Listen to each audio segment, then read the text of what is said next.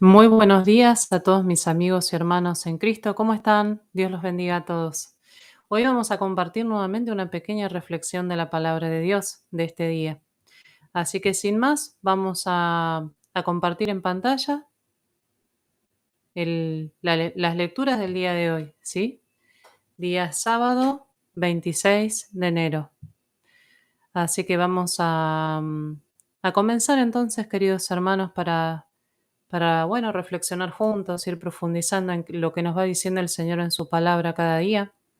Ojalá que esto te pueda ayudar a tener un encuentro más profundo con el Señor. Y sin más, nos vamos a ir directamente,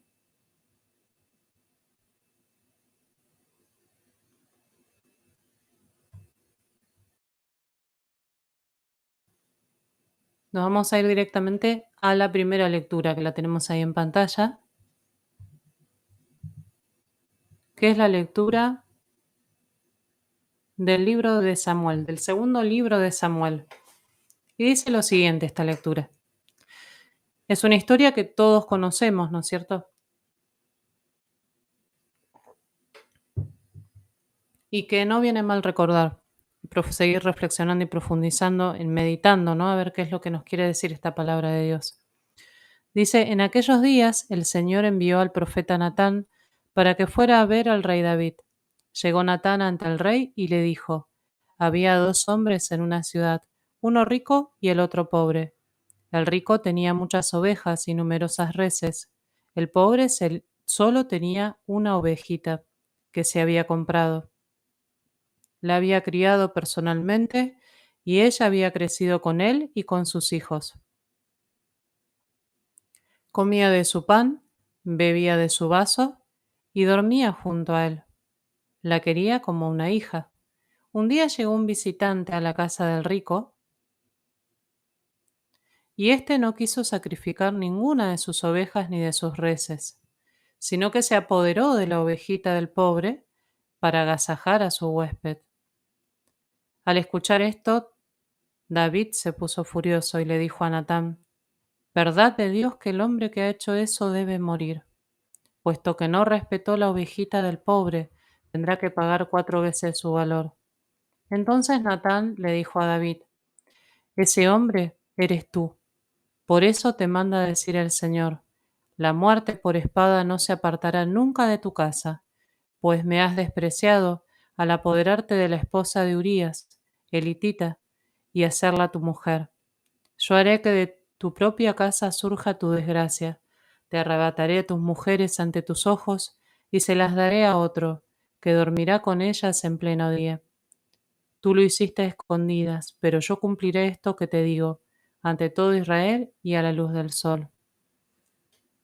David le dijo a Natán, he pecado contra el Señor. Natán le respondió, el Señor te perdona tu pecado.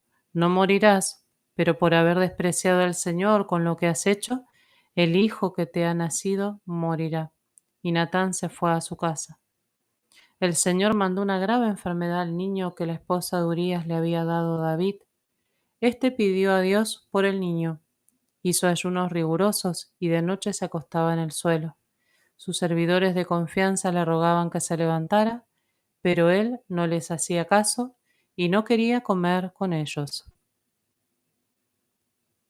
Y ahora vamos a ver, hermanos, después de leer esta primera lectura, vamos a tratar de conectarla. Vamos a ver qué conexión tiene con el Evangelio del día. Porque la palabra de Dios es viva y eficaz, ¿no? Y, y siempre sabiamente la Iglesia en su liturgia dispuso las lecturas de cada día de tal manera que providencialmente están relacionadas, ¿no? Están relacionadas. Entonces me gustaría que profundicemos, porque si empezamos a tratar de interiorizar cada cosa que vamos a leer en el día de hoy, vamos a ver que hay una relación, ¿no? Lectura del Santo Evangelio según San Marcos. Un día al atardecer Jesús dijo a sus discípulos, vamos a la otra orilla del lago. Entonces los discípulos despidieron a la gente y condujeron a Jesús en la misma barca en que estaba. Iban además otras barcas. De pronto se desató un fuerte viento, y las olas se estrellaban contra la barca y la iban llenando de agua. Jesús dormía en la popa, reclinado sobre un cojín. Lo despertaron y le dijeron: Maestro, ¿no te importa que nos hundamos? Él se despertó, reprendió al viento y dijo al mar: Cállate, enmudece. Entonces el viento cesó y sobrevino una gran calma. Jesús les dijo: ¿Por qué tenían tanto miedo? ¿Aún no tienen fe? Todos se quedaron espantados y se decían unos a otros: ¿Quién es este a quien hasta el viento y el mar le obedecen? Muy bien. ¿Qué significa, no? Esta primera lectura encontramos la historia del rey David, del pecado, ¿no? Del rey David. La ofensa que él comete, ¿no? Ante los ojos de Dios. Si bien él era el elegido de Dios, ¿no? Él era el elegido de Dios para ser el rey. Incluso cuando Dios lo elige, lo mira con los ojos de la misericordia, ¿no? Con los ojos de la ternura. Fíjense que cuando uno ve el pasaje en donde se relata cómo Dios elige al rey David, en una parte dice Dios, el hombre ve las apariencias, pero Dios ve el corazón, ¿no? Y Dios conocía eh, mejor que nadie, obviamente, el corazón del rey David. Sabía quién era, sabía que lo había elegido, ¿no? Que era su elegido, su amado, el que él había dispuesto para que sea el rey de la casa de Israel. Ahora bien, y a pesar de que Dios sabía de que David iba a cometer este pecado, ¿no? Esta ofensa tan grave contra él, contra su ley, Dios no lo deja de amar y no lo deja de elegir. Pero fíjense algo muy importante, hermanos. Sí, en esta primera lectura vamos a visualizar lo siguiente. Dios siempre, cuando nos disponemos a seguirlo, cuando comenzamos este camino de seguimiento de Jesús, nos advierte de que vendrán pruebas. Y de hecho, el libro de la sabiduría nos dice, ¿no? Si te dispones a seguir al Señor, prepárate para la prueba. Lo mismo le pasó al rey David. Y muchas veces esa prueba tiene que ver con nuestro propio pecado, ¿no? Con la prueba de nuestra propia fragilidad. Aquí tenemos el primer punto de encuentro con el Evangelio, ¿no? La prueba de encontrarnos con nuestra propia fragilidad. David se encuentra con su propio pecado, con su propia fragilidad. Sabe que sin Dios él no puede hacer nada y que todo es un regalo que Dios le da, de que él pueda ser el rey, ¿no? Y de que él haya vencido en tantas batallas, haya salido triunfador en esas batallas, no es mérito propio, sino que es un regalo que Dios le quiso hacer por haberlo elegido y por puro beneplácito y misericordia. Los apóstoles en la barca con Jesús fueron probados también, ¿no? Podríamos decir, los apóstoles que em, habían compartido tantas cosas con Jesús, habían sido llamados por Jesús, ¿no? Habían sido llamados por su nombre, habían sido elegidos por Jesús con una predilección muy especial, ¿no? Para que lo sigan, para que estén con Él, para que compartan con Él todo, ¿no? Esos apóstoles que habían liberado a poseídos, ¿no? Del espíritu del mal, que habían sido testigos de prodigios del poder de Dios, se encontraban en la noche de la prueba, ¿no? En ese momento que estaban en la barca. Había sido probada su fe en ese momento. Se encontraron también, como el rey David, se encontraron con su propia fragilidad. Se encontraron con su realidad de que ellos son pobres hombres que no pueden manejar las cosas, ¿no? Y que ante el primer ante el primer embate, la primera tribulación, la primera dificultad, se sienten frágiles, se sienten impotentes, caen en la desesperación, en la angustia. y en la desconfianza. Siempre volvemos a lo mismo, que es un poco lo que venimos trabajando en los ejercicios también, que cuando estamos desolados empezamos a desconfiar, entramos en esa dinámica de la desconfianza, ¿no? Y de mirarnos a nosotros mismos, porque ahí está el peligro de la desolación, el repliegue, perdón, ese repliegue que tenemos hacia nosotros mismos, hacia mirarnos a nosotros mismos y no mirar a Cristo. Por eso, Dios siempre nos va a enviar en la primera lectura, por ejemplo, vamos a ver esta historia, ¿no? Este profeta Natán, que es elegido también por Dios para exhortar a David, ¿no? Para denunciar incluso su conducta, a pesar de que había sido el elegido de Dios, el amado de Dios, el predilecto para guiar al pueblo de Israel, para conducir al pueblo de Israel, cometió una gran injusticia, ¿no? Cometió un gran pecado. Entonces Natán llega a la casa de David y es como si fuera, le relata una historia que es su propia historia, la historia del rey David, ¿no? Es como que si fuera que pone delante del rey David un espejo, ¿no? Un espejo contándole, sin que él se diera cuenta, se estaba viendo a sí mismo, pero no se estaba dando cuenta, eso es lo más llamativo, que es una de las características que tiene el pecado, ¿no? Cuando nosotros estamos en pecado, estamos ciegos y nos pueden poner delante un espejo para que veamos esa fealdad de nuestro pecado y somos capaces de no verlo, ¿no? Salvo por una gracia que Dios nos dé de ver ese pecado, ¿sí? Entonces,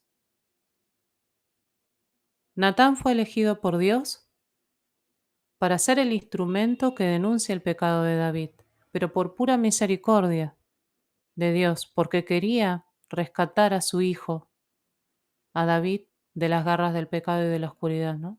De la incertidumbre, de la desconfianza, pero también del afirmarse sobre sí mismo y que se dé cuenta que todo es gracia de Dios, ¿no? Podemos decirlo así, aunque en ese momento no estaba el concepto de gracia. Pero sí podemos entender que Dios quiso hacerle comprender a David que todo venía de él, ¿no? Que todos esos triunfos, esa gloria que había recibido era de Dios, era la gloria de Dios, ¿no? Que se la compartía de alguna manera. Pero fíjense que acá aparecen otras imágenes, ¿no? La de un rico que se aprovecha de un pobre, ¿no? El rico que se aprovecha del pobre. Y también dice, aparece la imagen de la envidia, ¿no? Fíjense que vamos a repasar de nuevo, ¿no? Dice, había dos hombres en una ciudad, uno rico y el otro pobre, ¿no? Esto nos remite un poco al Evangelio, ¿se acuerdan? Del pobre Lázaro y el rico Epulón. Bueno, nos remite a esa lectura, ¿no? Había dos hombres, uno rico y el otro pobre. El rico tenía muchas ovejas, numerosas reses. El pobre solo tenía una ovejita. Solo tenía lo mínimo para vivir, ¿no? Fíjense la relación del pobre con esa oveja, ¿no? Una relación personal, podemos decir, con esa ovejita, así como Dios la tiene con nosotros, ¿no? La había criado personalmente y ella había crecido con él y con sus hijos, comía de su pan, bebía de su vaso, ¿no? Podemos decir nosotros con el Señor, ¿no? La ovejita junto al pastor, la imagen del buen pastor y la oveja, ¿no? La quería como una hija. Un día llegó un visitante a la casa del rico y éste no quiso sacrificar ninguna de sus ovejas ni de sus reses, sino que se apoderó de la ovejita del pobre. Bueno, fíjense, ese pobre, ¿sí? Era Urías, el amigo de David, que solo tenía una ovejita, ¿no? Podemos decirlo así también. No estaba lleno de riquezas materiales ni nada. Era un hombre humilde, ¿no? Y tenía su esposa, ¿no? Y Por eso digo del pecado de la envidia. Acá aparece el pecado de la envidia porque David envidia a su amigo, ¿no? Envidia lo poco que tenía, podemos decir, ¿no? Porque es como lo relata la historia. Lo poco que tenía es como que cuanto más el rico tiene, más quiere, ¿no? Ahí aparece también el pecado de la avaricia, ¿no? De la avaricia. La envidia, la avaricia, ¿no? Entonces, David comete ese pecado de la envidia, David comete ese pecado del querer tener más de lo que tiene, ¿no? Ya Dios lo había bendecido sobreabundantemente, pero él quería el bien del otro. Como ese pecado también de un corazón desagradecido que no sabe ver las maravillosas cosas que Dios le da, ¿no? No sabe ser agradecido por lo que Dios nos da, por lo que Dios le da. Es decir, voy a poner un ejemplo, ¿no? En nosotros, Dios nos se derrama en bendiciones con cada uno de nosotros. Sin embargo, nosotros siempre queremos lo que tiene el otro, ¿no? Y ahí aparece el pecado de la envidia, del querer tener y tener, ¿no? En este caso, él quería a la esposa, ¿no? También aparece el pecado de la lujuria, ¿no? Bueno, el profeta Natán es el instrumento que Dios utiliza para denunciar todo esto. Fíjense que fue como el espejo que lo hizo reflexionar y caer en la cuenta de su pecado. Y David fue dócil, a pesar de haber cometido un pecado muy grave.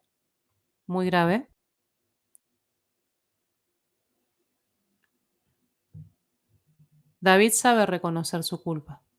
Y por eso la misericordia de Dios se derrama sobre David, ¿no? Por eso David puede decir que el hombre que ha hecho esto debe morir, ¿no? Puesto que no respetó la ovejita del pobre, ¿no?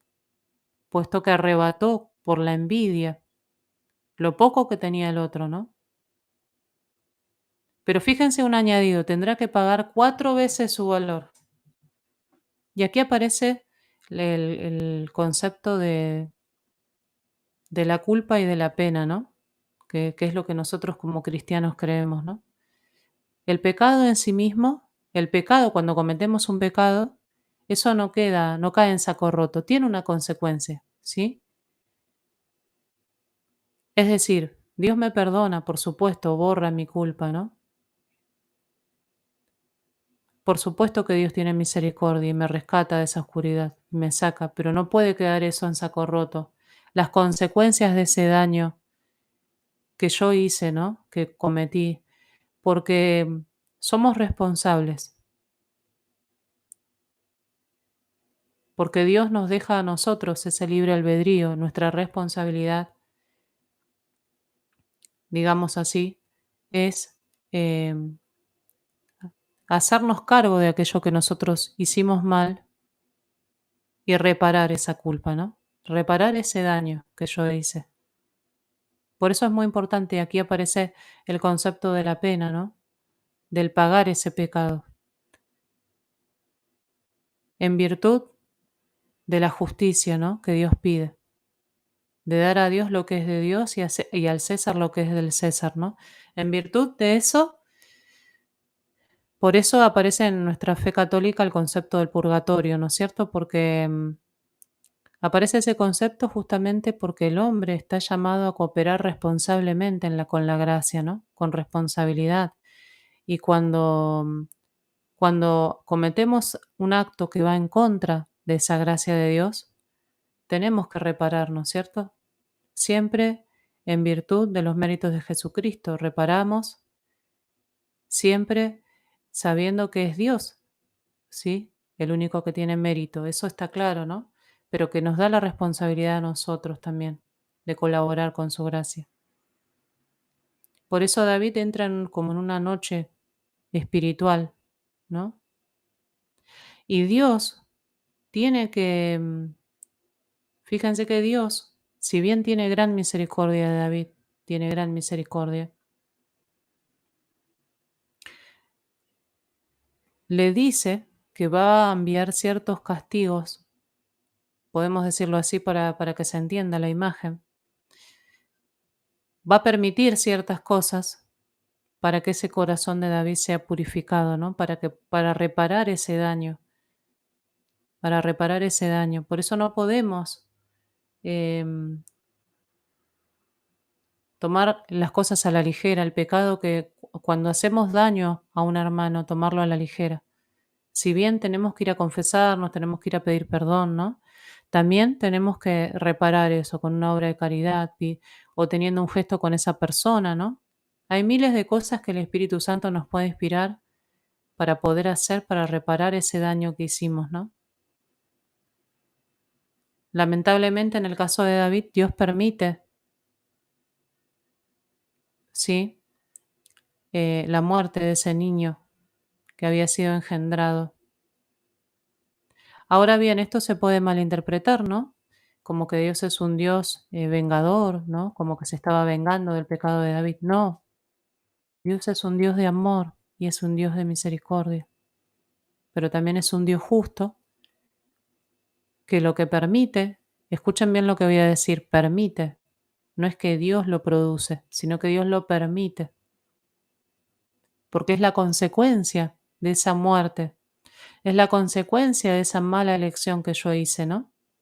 Permite entonces que esas consecuencias sigan su curso para purificar mi corazón y que ese corazón se haga cada vez más compasivo. Y otra vez volvemos a la imagen de la misericordia, ¿no? Otra vez volvemos a la imagen de la compasión. ¿Por qué? Porque Dios lo que va a querer de nosotros es un corazón compasivo. Por eso lo que a Dios más le duele es que faltemos a la compasión, a la piedad con los demás. Porque en el otro también está Él, ¿no? La imagen de Dios. Mi hermano es imagen de Dios. Por eso Dios dice, tú lo hiciste a escondidas, pero yo cumpliré esto que te digo ante todo Israel y a la luz del sol. Dios permite, ¿no? A veces la vergüenza que nos trae el pecado, esa vergüenza que pasamos muchas veces, por pura misericordia. Y después lo entendemos. Una vez que pasamos toda esa noche y esa oscuridad, esas consecuencias de nuestras propias malas elecciones, entendemos que eso fue necesario para reparar y para que el Señor nos vaya transformando, ¿no?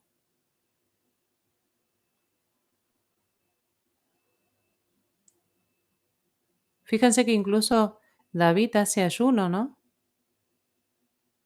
Hace ayuno, se acuesta en el suelo, ¿no?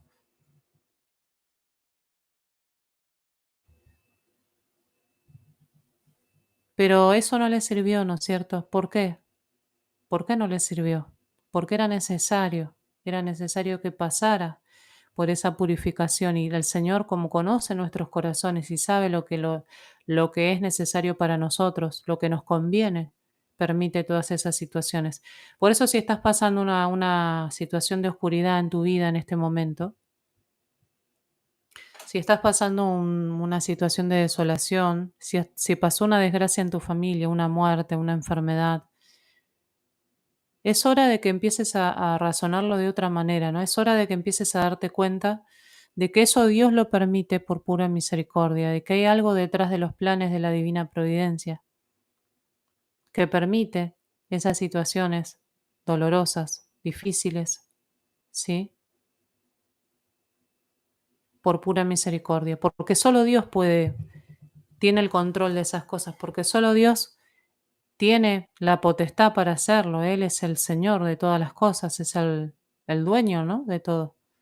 Ahora bien, nosotros también tenemos que dejarlo, que Él sea el protagonista de nuestras vidas. Muchas veces pasando por situaciones así difíciles, ¿no? Se ve fortalecida nuestra fe. ¿Cuántas veces hemos escuchado tantos testimonios de personas que a través de una enfermedad, a través de un momento de oscuridad, de tribulación, se han visto interpeladas por Dios y volvieron a la fe, volvieron a la fe, y una fe mucho más robustecida, una fe mucho más fuerte, una fe, eh, podríamos decir una fe real, ¿no? No una fe ficticia, no una fe romántica, que es puro sentimentalismo, una fe real, anclada y purificada en la prueba, ¿no? Por eso vamos a ir ahora al Evangelio, vamos a tratar de conectar todo esto. Y el Evangelio nos muestra también la noche de la fe, ¿no?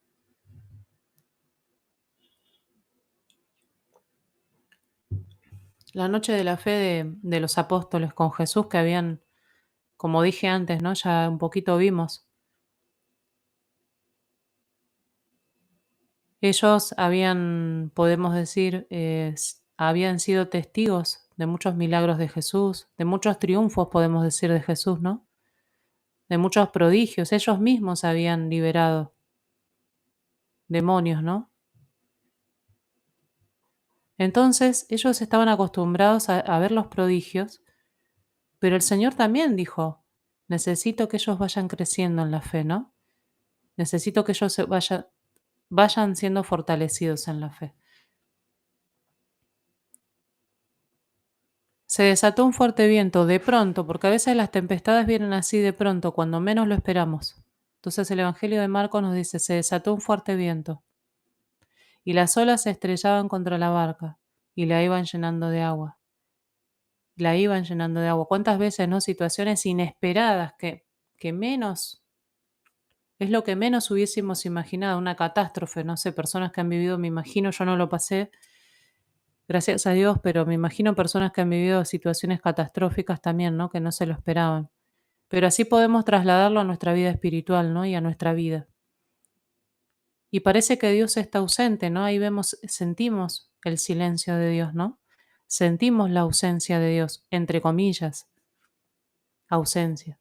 Dios está ahí, Dios está con nosotros, vigilantes, atentos, para intervenir en el momento que menos nos imaginamos.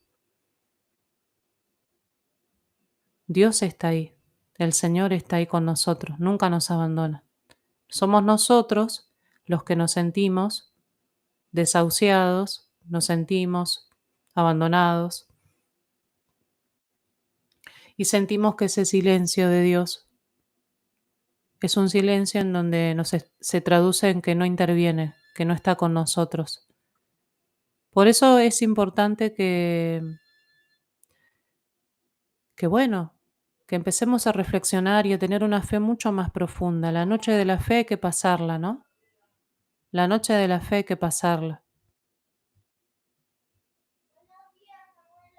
Pero es necesario que la pasemos de la mano de Jesús, que pasemos esa noche que va a desnudarnos de toda sensibilidad que teníamos en cuanto a nuestra fe.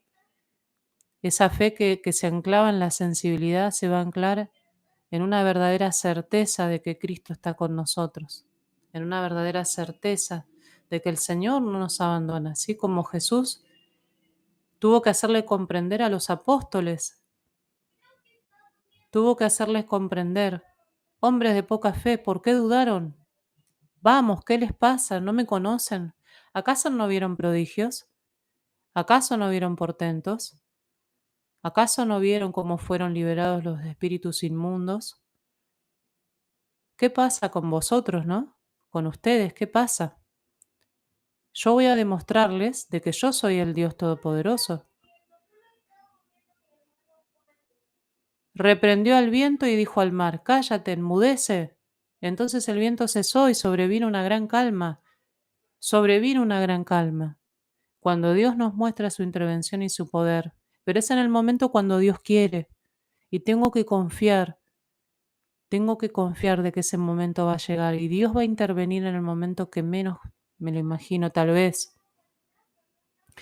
Y me va a mostrar que Él es Dios y nos va a dar una razón más para confiar en Él.